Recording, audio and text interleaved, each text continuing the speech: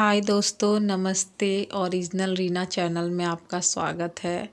तो ये सुबह 11 बजे का टाइम है और देख सकते हैं मेरा घर ऊपर रूम भी दिखाई में और नीचे रूम भी, ये बाहर का मतलब कैसे फैला हुआ है। घर पे सिर्फ मुझे छोड़कर अभी कोई नहीं है, मैं अकेली हूँ घर पे। बच्चे ट्यूशन जा चुके हैं, हस्बैंड तो सुबह 9 बजे ही ड्यूटी चले जाते हैं अपने काम पे।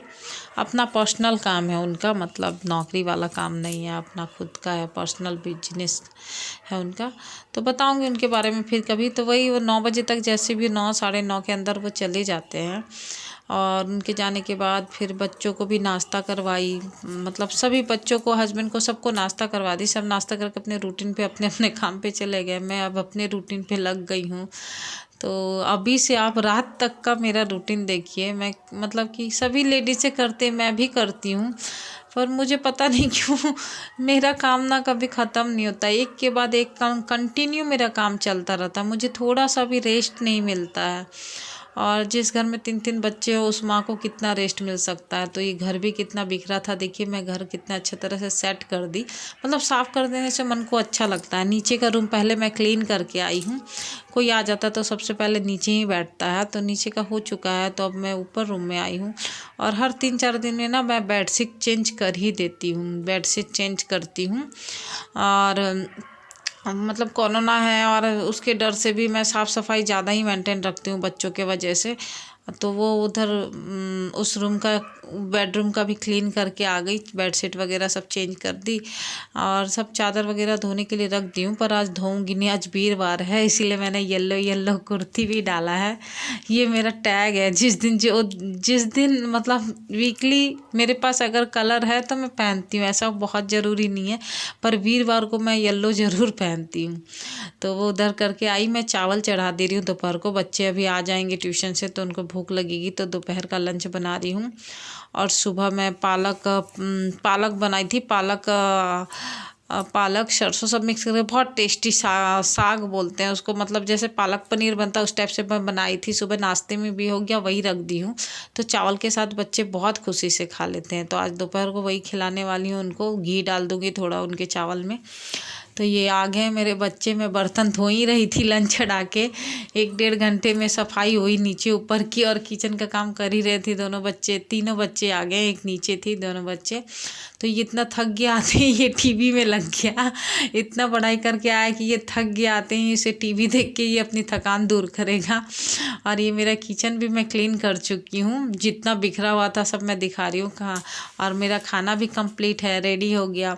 तो मेरे दोनों बच्चे यहाँ बैठे थे, मैं बोली दोनों को खिला लेती हूँ। खाना खिलाने के बाद फिर मैं आधे घंटा मेरा छोटा वाला बेटा खेला।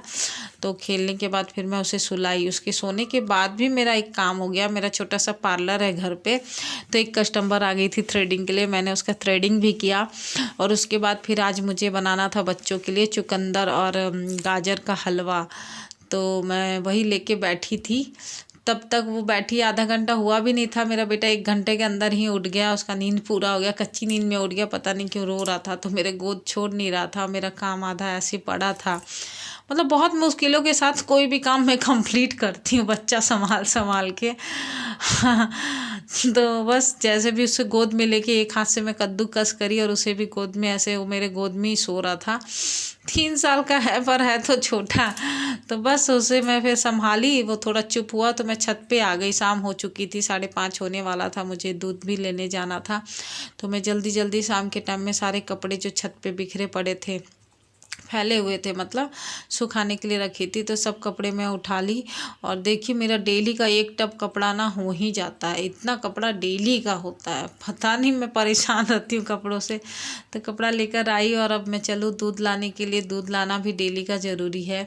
तो जहाँ से मैं बस यहाँ पे आई हूँ दूध लेने। और ये गौ माता को मैं पहले सबसे पहले वो रोटी खिला दी जो मैं गौ माता के लिए हमेशा एक रखती हूँ, बनाती हूँ।